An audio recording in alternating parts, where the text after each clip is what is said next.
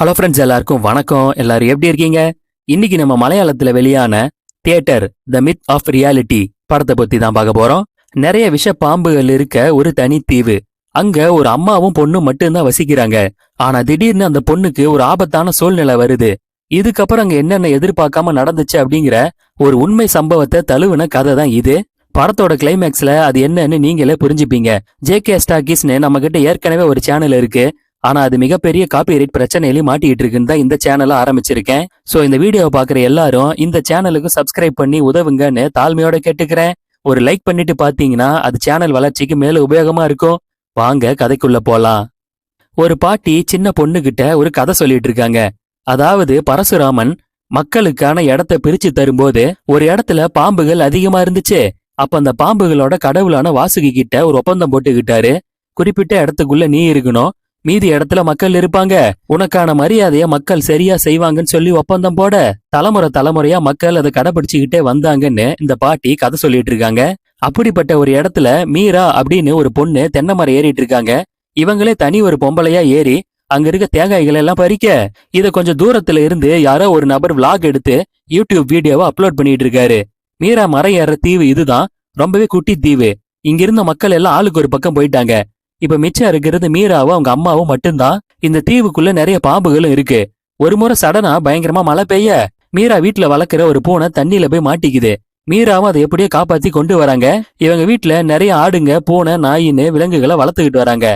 மீராவும் அம்மா மழை இன்னும் அதிகமாகும் போல தெரியுது, பேசாம அது நிக்கிற வரைக்கும் பக்கத்துல இருக்க முகாமுக்கு போயிடலாம், என் பேச்ச கேளு வான்னு கூப்பிடுறாங்க.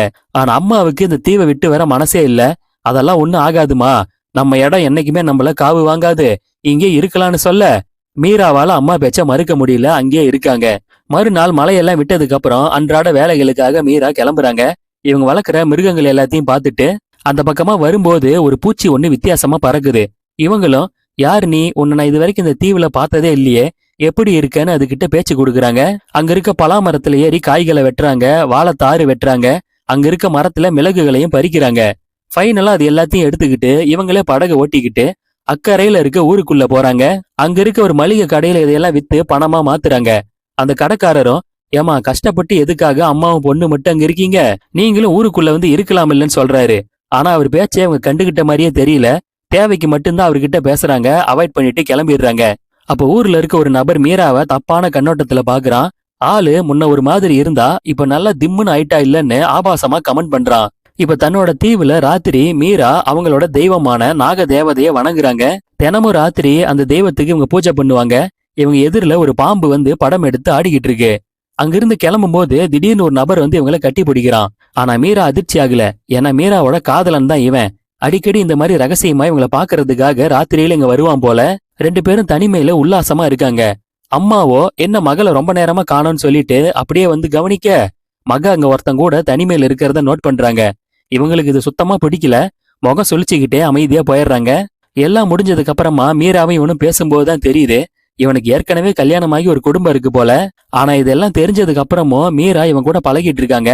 ரெண்டு பேரும் அப்பப்ப மீட் பண்ணி சந்தோஷமா இருக்காங்கன்னு சொல்லிட்டு இப்ப மறுநாள் மீரா வழக்கம் போல அன்றாட வேலைகளை பார்க்க அப்போ ஒரு மரம் ஏறும்போது முன்னாடி ஒரு சின்ன பூச்சியை புதுசா கவனிச்சாங்க இல்லையா, அந்த பூச்சி வந்து இவங்க கை மேல உட்காருது. இவங்களும் அதுகிட்ட ஆசையா பேசிக்கிட்டே இருக்க சடனா இவங்க கையில அது கடிச்சிருது. கொஞ்சமா எதிர்பார்க்காத இவங்க மரத்துல இருந்து ஸ்லிப் ஆகுற மாதிரி போறாங்க. ஆனா ஒரு வழியா சமாளிச்சுக்கிறாங்க, அதை பெருசா எடுத்துக்கல. இப்ப வழக்கம் போல தேங்காய் எல்லாம் உரிச்சுக்கிட்டு இருக்காங்க. ஆனா கடிப்பட்ட இடம் பயங்கரமா அரிக்குது. இவங்களும் சொரிஞ்சுக்கிட்டு ஆக வேண்டிய வேலைகளை பார்த்து தேங்காயை மூட்டை கட்டி எடுத்துக்கிட்டு கடைக்கு விக்கலான்னு போறாங்க. அப்போ அக்கறையில ஒரு யூடியூப் பிளாகர் வீடியோ எடுத்துட்டு இருக்கான். இவன் தான் ஆரம்பத்துல மீரா மரம் ஏறினத தூரத்துல இருந்து வீடியோ எடுத்து போட்டவன். இப்ப மீரா பக்கத்திலேயே கரைக்கு வந்து நடந்து போறாங்க. ஆனா மீரா தான் அதுன்றது இவனுக்கு இன்னும் தெரியாது. அதனால அவங்கள பெருசா கண்டுக்கல. இதை கவனிச்சு அங்க இருந்த நபர், டேய் அன்னைக்கு ஒரு பொண்ணு தென்னை மரம் சூப்பரா ஏறா, அவ சிங்கப்பெண்ணு சொல்லி கேப்ஷன் எல்லாம் போட்டு உன் சேனல்ல வைரல் ஆச்சே, அந்த பொண்ணு இந்த மீரா தான், தூரத்துல அவன் முகம் சரியா தெரிஞ்சிருக்காது, இப்ப கிட்ட போய் பாத்துக்கோன்னு சொல்ல இந்த யூடியூபரும் இந்த பொண்ணு தானா, இதை இப்பயே போறேன்னு சொல்லிட்டு வேகமா அவங்க பின்னாடி போயிட்டு, மேடம் நீங்க உண்மையிலேயே கிரேட்டு, உங்ககிட்ட ஒரு சின்ன இன்டர்வியூ எடுத்து என் யூடியூப் சேனல்ல ஃபேஸ்புக் பேஜ் எல்லாம் போடட்டுமான்னு கேட்க. ஆனா மீராவுக்கு இதெல்லாம் சுத்தமா பிடிக்கல, அவங்க கண்டுக்காம போயிடுறாங்க. அப்புறம் அங்கிருந்த மளிகை கடைக்காரர்கிட்ட அவங்கள பத்தி அவன் கேட்டு தெரிஞ்சுக்கிறான். இப்ப வீட்டுக்கு வந்ததுக்கு அப்புறம் கடிபட்ட இடம் மீராவுக்கு பயங்கரமா அரிக்குது, சொரிஞ்சுக்கிட்டே இருக்காங்க. தனியா ரூமுக்குள்ள உட்காந்து கண்ணா பின்னான்னு சொரிய இதை கவனிச்ச இவங்க அம்மா அங்கிருந்து ஒரு பெட்டியை ஓபன் பண்றாங்க. அடிப்படையில மீராவோட குடும்பம் வைத்தியர் பரம்பரையை சேர்ந்த ஒரு குடும்பம். அதனால இவங்களுக்கு நிறைய மருத்துவ குறிப்புகள் எல்லாம் தெரியும். இப்ப அதை படிச்சு அம்மா சில மூலிகைகள் எல்லாம் ரெடி பண்ணி மீராவுக்கு கடிப்பட்ட இடத்துல பூசி விடுறாங்க. ஆனாலும் பூச்சி கடி சரியாகல, இன்னும் அதிகமாகி உடம்பு முகம் எல்லா இடத்துலயும் கொப்பளங்களா பரவ ஆரம்பிக்குது. மீரா வலி தாங்காம துடிக்கிறாங்க. இதுக்கு அடுத்த நாள் அந்த யூடியூபர் மளிகை கடைக்காரர்கிட்ட, அண்ணே அந்த அக்கா ஒரு பேட்டி எடுத்து என் சேனல்ல போட்டா கொஞ்சம் ரீச் ஆகும்னு நினைக்கிறேன், உங்களுக்கு காசு தரேன், என் கூட வந்து நீங்க கொஞ்சம் சிபாரிசு பண்ணுங்கண்ணே, வாங்கன்னு ஹெல்ப் கேட்க. இதனால அந்த மளிகை கடைக்காரரும் வராரு. இப்ப 2 பேரும் மீரா வீடு இருக்க அந்த தீவுக்கு போறாங்க. மீரா வீட்டு வாசலுக்கு வந்து, மேடம் ப்ளீஸ் கொஞ்சம் வெளியே வாங்கன்னு சொல்லி கதவை தட்ட மீரா டோரை ஓபன் பண்றாங்க. ஆனா முகமெல்லாம் கொப்பளங்களா காயமா இருக்கு. இதை கவனிச்சு அவங்க 2 பேரும் பயந்து போறாங்க. அப்பவே மீராவுக்கு ஏதோ பிரச்சனைன்னு புரிஞ்சுக்கிட்டு வெளியே இருக்க ஒரு லோக்கல் கட்சிக்கார ஆளுக்கு போன் பண்ண, இப்ப மெடிக்கல் டீமோட அந்த லோக்கல் கட்சி ஆள் வராரு. மீரா நிலைமையும் ரொம்ப மோசமா இருக்கு. இப்ப அவங்களை ஸ்ட்ரெச்சர்ல வச்சு போட்ல அக்கறையில இருக்க ஜிஹெச் கொண்டு போறாங்க. ஆனாலும் இந்த யூடியூபர் வந்ததே வந்தோம், இந்த ஏரியாவை மொத்தமா கவர் பண்ணி போட்டுறலாம்னு சொல்லிட்டு அந்த தீவுக்குள்ள நடமாடிக்கிட்டு இருக்க. அப்ப ஒரு இடத்துல ஒரு பாம்பு முன்னாடி வந்து படம் எடுத்து ஆடுது. இதை பார்த்து பயந்து போன யூடியூபர் அங்கிருந்து தெரிச்சு ஓடிடுறான். இப்ப ஜிஹெச்ல மீராவை செக் பண்ண டாக்டர், அந்த பொண்ணை பாம்பெல்லாம் கடிக்கல, ஏதோ விஷ பூச்சி கடிச்சிருக்கு, நீங்க தனியார் ஹாஸ்பிட்டலுக்கு கொண்டு போனாதான் இன்னும் பர்ஃபெக்டா என்ன ஏதுன்னு டயக்னோஸ் பண்ண முடியும்னு சொல்ல, இந்த கட்சிக்கார ஆள் மளிகை கடைக்காரர் யூடியூபர்னு எல்லாரும் அடுத்து என்ன பண்ணலான்னு யோசிக்கிறாங்க. அப்போ இந்த யூடியூபர் மீராவை ஒரு வீடியோ எடுக்கிறான். என்னோட சேனல்ல அன்னைக்கு தென்னை மரம் ஏறுற மாதிரி போட்டிருந்த பொண்ணு இவங்க தான், தனியா அம்மாவோட இந்த தீவுல வசிக்கிறாங்கன்னு டீட்டெயில் எல்லாம் சொல்லிட்டு அவங்களுக்கு ஒரு பிரச்சனை, எப்படியாவது நீங்க தான் சப்போர்ட் பண்ணுன்னு இவன் இதை வியூஸா மாத்த பாக்குறான். ஆனா இதுக்கும் ஒரு பலன் கிடைக்குது. இந்த வீடியோவை அவனோட ஃபேஸ்புக் பேஜ்ல பார்த்த மலையாள நடிகர் மோகன்லால் அதை தன்னோட பேஜ்ல ஷேர் பண்றாரு. மீரா மறையற கிளிப் எல்லாம் ஷேர் பண்ண, இது மூலமா இந்த தகவல் கொஞ்சம் பெருசா பரவ ஆரம்பிக்குது. இன்னொரு பக்கம் இந்த லோக்கல் கட்சிக்காரர் மீராவோட சித்தப்பா ஒருத்தர் இருப்பாரு. அவரை சந்திச்சு நிலைமை எடுத்து சொல்லி ஹெல்ப் கேக்குறாரு. ஆனா இந்த சித்தப்பாவோ, என்னோட அண்ணன் செத்து கிட்டத்தட்ட 20 வருஷம் ஆயிருக்கும், அந்த தீவு மக்கள் எல்லாருமே அது வாழ்றதுக்கு தகுதியான இடம் இல்லைன்னு ஆளாளுக்கு காலி பண்ணிட்டு போயிட்டாங்க. இன்னும் சொல் பேச்சு கேட்காம மீராவும் அவங்க அம்மா மட்டும் அங்கேயே இருக்காங்க. ரொம்பத்தான் அவங்களுக்கு திமிரு. நான் வந்து என்ன ஹெல்ப் பண்ண முடியும்னு பிடி கொடுக்காம பேசுறாரு, அவாய்ட் பண்றாரு. இன்னொரு பக்கம் மீரா நிலைமை மோசமா போய்கிட்டே இருக்கு. இதனால தனியார் மருத்துவமனை கொண்டு போறாங்க. இந்த யூடியூபர் ஆம்புலன்ஸ்ல கூடவே ஏறிக்கிட்டு எல்லாத்தையும் வீடியோவை எடுத்து தன்னோட சேனல்ல பதிவிட்டுக்கிட்டே இருக்கான். ஏதாவது செஞ்சு இந்த அக்காவுக்கு ஹெல்ப் பண்ணுங்கன்னு கேக்குறான். இப்ப பிரைவேட்ல மீராவை செக் பண்ணி பார்த்த டாக்டர் மக்களுக்கு ஒரு பேட்டி கொடுக்குறாங்க. மீராவை ஒரு விஷ பூச்சி கடிச்சிருக்கு. நாங்க விசாரிச்ச வரைக்கும் இந்தியாவில இது வரைக்கும் அந்த பூச்சி யாரையுமே இந்த மாதிரி கடிச்சது இல்ல. ஆனா மடகாஸ்கர் நாட்டுல இருக்க ஒரு இடத்துல இந்த பூச்சி கடிச்சதுக்கான கேஸ் பதிவாயிருக்கு. இதுக்கான மாத்து மருந்தும் அங்கதான் இருக்கு. அது ரொம்பவே காஸ்ட்லி. அந்த இன்ஜெக்ஷனை இங்க வர வைக்கணும்னா அதோட செலவு எல்லாம் சேர்த்து கிட்டத்தட்ட 7 கோடி ஆகும். வசதி இல்லாத இந்த பொண்ணுக்கு யார் அதை கொடுத்து உதவான்னு தெரியல. அது கிடைச்சா மட்டும்தான் மீராவோட உயிரை காப்பாற்ற முடியும். அதிகபட்சம் 1 வாரத்துக்குள்ள அந்த ஊசியை செலுத்தி ஆகணும். இல்லன்னா ஒவ்வொரு உறுப்புகளா செயலிழந்து மீரா இறந்து போயிடுவாங்கன்னு சொல்ல, இங்க மீரா நிலைமை நாளுக்கு நாள் மோசமாயிக்கிட்டே இருக்கு. வலியால அலறி துடிக்கிறாங்க. இத சித்த மருத்துவம் படிச்சு டாக்டரா இருக்க ஒரு நபர் இவர் யூடியூப் சேனல் வச்சிருக்காரு. இவர் தன்னோட சேனல்ல சுதந்திரத்துக்கு முன்னாடி காந்திஜி ஒரு முறை கேரளா வந்தப்போ அவரை ஒரு பாம்பு தீண்டிருச்சு. அதுக்கப்புறம் வித்தியாசமான முறையில கடிச்ச பாம்பை வச்சு அவர் விஷத்தை உரிய வச்சு காந்திஜி உயிரை காப்பாத்துனாங்க. அது மாதிரி வித்தியாசமான முயற்சி ஏதாவது செஞ்சு மீராவோட உயிரை நம்ம காப்பாத்தி ஆகணும்னு இதை கண்டென்ட் ஆக்கி இவரு காசு சம்பாதிக்க பாக்குறாரு. இவர் சேனல்ல சப்ஸ்கிரைபர்ஸ் நிறைய இருக்கிறதால இந்த நியூஸ் இன்னும் வேகமா பரவ ஆரம்பிக்குது. நிறைய மக்கள் பாக்குறாங்க. அதுல சிலர் ஒரு பொண்ணை காப்பாத்துறதுக்கு 7 கோடி செலவு பண்ணி ஊசி போடுறதா, அந்த காசை வச்சு எத்தனை உயிர்களை காப்பாத்தலாம், ஒரு பொண்ணுக்காக இவ்வளவு செலவு பண்றது நியாயம் இல்லைன்னு கருத்து பேசுறாங்க. இன்னொரு தரப்பினர், தனியா ஒரு தீவுல அம்மாவும் பொண்ணும் இவ்வளவு ஆபத்துக்கு நடுவுல வாழ்றாங்க, அவங்க உயிரை நம்ம எப்படியாவது காப்பாத்தி ஆகணும், ஆதரவு தரணும்னு இன்னும் சிலர் பேசுறாங்க. இன்னொரு பக்கம் லோக்கல்ல இருக்க எம்எல்ஏ அவரு பப்ளிசிட்டிக்காக ஹாஸ்பிட்டலுக்கு வந்து மீரா அம்மாவை சந்திக்கிறாரு. அவரு தொகையா 1 லட்ச ரூபா பணத்தை கொடுக்குறாரு. அதுல விளம்பரம் தேடிக்கிறாரு. இப்படி டிவி மீடியான்னு ஆளுக்கு கருத்து சொல்றேன்னு சொல்லி சும்மா வாய் பேசிட்டு தான் இருக்காங்க. அதுலயும் மீரா ஊர்ல மீராவை தப்பான கண்ணோட்டத்துல முன்ன ஒருத்தன் பார்த்தானே, அவன் அந்த பொண்ணு நாக தேவதையை வழிபடுறவ. பொதுவா கன்னி பெண்கள் தான் நாக தேவதையை வழிபடணும்னு சொல்லுவாங்க. ஆனா எனக்கு தெரிஞ்ச அந்த பொண்ணு கன்னி பொண்ணெல்லாம் கிடையாது. அவ ஊருக்குள்ள இருக்க ஏற்கனவே கல்யாணமான ஒருத்தன் கூட தகாத உறவு வச்சிருக்கான்னு நான் அரசல் புரசலா கேள்விப்பட்டிருக்கேன். அவ தப்பான பொண்ணு. அதனாலதான் பூச்சி அவளை கடிச்சிருச்சு. அநேகமா அவளை கடிச்சது பூச்சியெல்லாம் இருக்காது, பாம்பாதான் இருக்குன்னு இவன் இஷ்டத்துக்கு பொருளையை கிளப்பி விட்டு வன்மத்தை கக்கிட்டு இருக்கான். இன்னொரு பக்கம் அந்த யூடியூபர் சில தனியார் தொண்டு நிறுவனங்களோட சேர்ந்து புத்திசாலித்தனமா ஐடியா பண்றாரு. ஒரு QR கோடு மாதிரி செட் பண்ணி மீராவுக்கு டொனேட் பண்ணணும்னு நினைக்கிறவங்க எல்லாம் இந்த கோட்ல பணம் போடுங்க, நீங்க 100 ரூபாய் போட்டா கூட பரவாயில்ல, நீங்க கொடுக்குற சின்ன தொகை பெரிய அளவுல உதவி பண்ணணும்னு கேட்க நிறைய மக்கள் இந்த வீடியோவை பார்த்து வெளியூர் வெளிநாடுகள்ல இருந்து நிறைய தொகைகளை பணமா அனுப்புறாங்க. இப்படி கொஞ்சம் கொஞ்சமா பணம் சேர, அதுவும் ஃபாரின்ல இருந்து யாரோ ஒரு நபர் 1,20,00,000 ஒரே தொகையை அனுப்புறாரு. இத பார்த்த இவங்களுக்கு பயங்கர சந்தோஷம். இது மூலமா மீராவுக்கு தேவையான 7 கோடி ரூபாய் எப்படியோ புரட்டிடுறாங்க. இப்ப அந்த பணத்தை வச்சு ஊசியை வர வச்சு மீராவுக்கு ட்ரீட்மெண்ட்டையும் ஆரம்பிக்கிறாங்க. மாநிலம் முழுக்க இதுதான் இன்னைக்கு பேசு பொருளா இருக்கு. மீடியாக்காரங்க எல்லாரும் ஹாஸ்பிட்டல சுத்தி தான் இருக்காங்க. ஃபைனலா மீராவை ட்ரீட் பண்ண டாக்டர் பேட்டி கொடுக்குறாங்க. மீராவோட நிலைமை இப்ப ரொம்ப நல்லா இருக்கு. இன்னும் ஒரு 3 வாரத்துல அவங்க முழுசா தேறி வந்துருவாங்க. அவங்க உயிரை காப்பாத்துறதுக்காக பணம் கொடுத்த பிரார்த்தனை பண்ண எல்லாருக்கும் மனமார்ந்த நன்றிகள்னு சொல்றாங்க. இங்க ஹாஸ்பிட்டல்ல மீராவோட அம்மாவுக்கு இந்த நகர்ப்புற வாழ்க்கையே பிடிக்கல. டாய்லெட் எல்லாம் பார்க்கும்போது இவங்களுக்கு அருவருப்பா இருக்கு. எப்படா மக சரியாவா நம்ம இடத்துக்கு போலான்னு சொல்லி இவங்க குறியெல்லாம் அதுலதான் இருக்கு. இன்னொரு பக்கம் அந்த யூடியூபர் என்னோட ரெக்வஸ்ட கேட்டு மீரா அக்காவுக்காக பணம் கொடுத்து அவங்க உயிரை காப்பாத்துன்னு எல்லாருக்கும் நன்றின்னு ஒரு நன்றி தெரிவிக்கிற வீடியோ போடுறான். அது மட்டும் இல்ல, இன்னும் நீங்க கிரவுட் ஃபண்டிங் மூலமா நிறைய பணத்தை அனுப்பிக்கிட்டே இருக்கீங்க. ஆனா அந்த பணத்தை எல்லாம் மருத்துவ செலவுக்காக கஷ்டப்படுற வேற யாராவது நபர்களுக்கு தான் நான் கொடுத்து உதவுவேன். கண்டிப்பா நான் என்னோட தேவைக்கு பயன்படுத்திக்க மாட்டேன்னு தன்னோட சப்ஸ்கிரைபர்ஸ் எல்லாருக்கும் வாக்கு கொடுக்குறான். மீரா நியூஸை கவர் பண்ண ஆரம்பிச்சதுக்கு அப்புறம் இவன் சேனல் அசுர வளர்ச்சி அடைஞ்சிருக்கு. இன்னொரு பக்கம் அந்த ஹாஸ்பிட்டல் டாக்டர் அவங்க ஹஸ்பண்ட் எல்லாரும் சேர்ந்து ஒரு பார்ட்டி வச்சிருக்காங்க. அந்த பார்ட்டிக்கு இந்த யூடியூபரும் வந்திருக்கான். இந்த டாக்டரோ, நீ பண்ணது பெரிய ஹெல்ப்புப்பா. மீரா உயிரை காப்பாத்துறதுக்காக எக்கச்சக்கமா பணம் வந்திருக்கு. அதுல அந்த ஊசி வாங்கினது போக இவ்வளவு பெரிய தொகையை கொடுத்து நாம அந்த நிறுவனத்துக்கிட்ட மருந்து வாங்கினதால அந்த கம்பெனில இருந்து எங்க ஹாஸ்பிட்டல் நெட்வொர்க்குக்கும் நிறைய கமிஷன் வந்திருக்கு. அதனால எங்களுக்கும் பெரிய லாபம்னு சொல்றாங்க.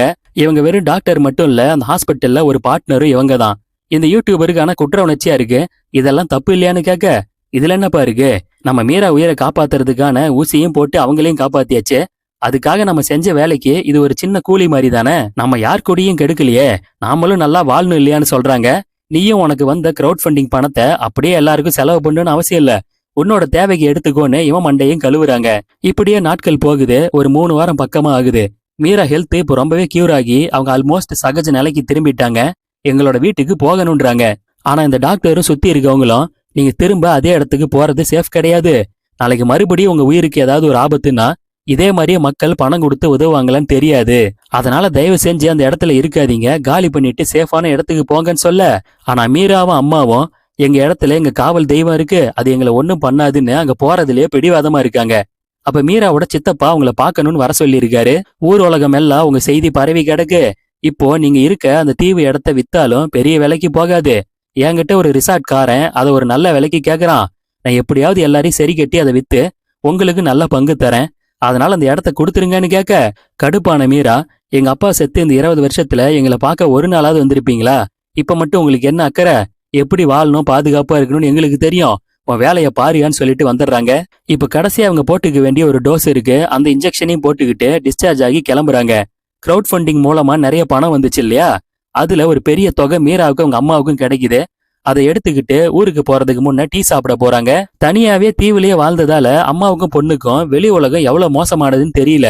அந்த டீ கடையிலே ஒரு துணியை விரிச்சு கிடைச்ச பணத்தை கட்டுக்கட்டா எடுத்து அந்த துணியில போட்டு பண்டில் பண்ணிட்டு இருக்காங்க. இதையெல்லாம் அந்த டீ கடையில டீ சாப்பிட்டுட்டு இருக்க ஒரு திருடன் கவனிக்கிறான். இன்னைக்கு செம வேட்டை மாட்டிக்கிச்சுன்னு நினைக்கிறான். இப்ப மீராவும் அம்மாவும் ஆட்டோல கரைக்கு போகும்போது இவன் பின்னாடியே ஃபாலோ பண்ணிக்கிட்டே போறான். இப்ப அங்கிருந்து படகு மூலமா இவங்க தங்கி இருக்க இடத்துக்கு போறாங்க. அத கிரைம் சீன் மாதிரி பாவிச்சு நிறைய டேப் எல்லாம் ஒட்டி இருக்காங்க. ஆனா இவங்க அதை கண்டுக்காம உள்ள போனா இவங்க வளர்த்த கால்நடைகள் நிறைய தீனி இல்லாம செத்து கிடக்கு.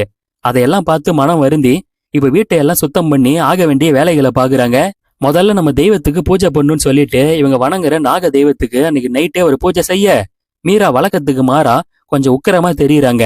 திடீர்னு அவங்க மேல சாமி வந்து இறங்கிடுது. இவங்க கண்ணா பின்னான்னு அந்த இடத்துல உருண்டு புரண்டுகிட்டு இருக்காங்க. பயங்கரமா சாமி வந்து ஆடி அப்படியே ஒரு கட்டத்துல மயங்கி விழுந்துடுறாங்க. இப்ப மறுநாள் காலையில அந்த யூடியூபர் அந்த இடத்துக்கு வராரு. ஆல்ரெடி போலீஸ்காரங்க நிறைய பேர் அங்க வந்திருக்காங்க.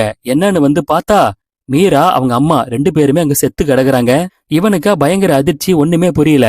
மீடியாக்காரங்க பேசும்போதுதான் ஒரு விஷயம் தெரிய வருது.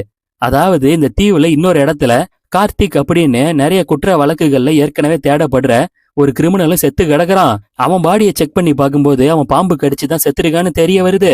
அப்போ இது எல்லாம் கனெக்ட் பண்ணி பார்த்தா மீராவும் அவங்க அம்மாவும் நிறைய பணத்தோட ஹாஸ்பிட்டல்ல இருந்து இங்க வரதை அவன் கவனிச்சிருக்கணும். அந்த பணத்தை ஆட்டையை போடலான்னு அவன் பின்னாடியே வந்திருக்கான். அப்போ நடந்த பிரச்சனையில மீராவையும் அவங்க அம்மாவையும் கழுத்தை நெரிச்சு கொண்டுட்டு அந்த திருடன் கார்த்திக் தப்பிக்கும் போது பாம்பு கடிச்சு அவனும் செத்துருக்கான்னு மீடியாக்காரங்களே எல்லாத்தையும் கனெக்ட் பண்ணி சொல்லிடுறாங்க. இன்னொரு பக்கம் அந்த யூடியூபர் தன்னோட சேனல்ல ஒரு வீடியோ போடுறான். இவ்வளவு கஷ்டப்பட்டு எல்லாரும் போராடி மீராவை காப்பாத்துனா கடைசியில இப்படி அல்பாயுசுல அவங்க உயிர் போயிடுச்சேன்னு சொல்லி இவன் கண் கலங்கி வீடியோ பதிவிடுறான். இதுக்கப்புறம் அந்த தீவு பக்கம் சும்மா கூட யாரும் போகக்கூடாதுன்னு அரசாங்கத்துல தடை செய்யப்பட்ட பகுதியா மாத்துறாங்க. கட் பண்ணா ஒரு 2 வருஷம் கழிச்சு காமிக்கிறாங்க. இப்ப மறுபடியும் அந்த தீவுல ஒரு ரிசார்ட் ஒன்னு ஓபன் பண்ணிருக்காங்க. மீராவோட சித்தப்பா இருக்கான் இல்லையா, அவன் போட்டோவை போட்டுதான் ஓபன் பண்ணிருக்காங்க. சோ அவன் அரசாங்கத்துல இருந்து அதிகாரிங்க எல்லாரையும் கரெக்ட் பண்ணி கையகப்படுத்தி எப்படியோ அதை வளைச்சு போட்டிருக்கான். இப்ப ஃபாரினர்ஸ் எல்லாம் அங்க டூருக்காக வந்திருக்காங்க. மீராவும் அவங்க அம்மா வந்து ஊரெல்லாம் பிரபலம் ஆயிட்டாங்களே, அவங்க 2 பேர் போட்டோவையும் வச்சு இதை ஒரு நினைவாலயம் மாதிரி மாத்தி அவங்க வீட்டை எல்லாருக்கும் சுத்தி காட்டுறாங்க. இது போக அந்த நாக தெய்வத்தை வழிபடுற முறைகள் என்னன்னு இவங்களே ஒரு ஸ்கிட் மாதிரி ரெடி பண்ணி அதை பிளே பண்றாங்க.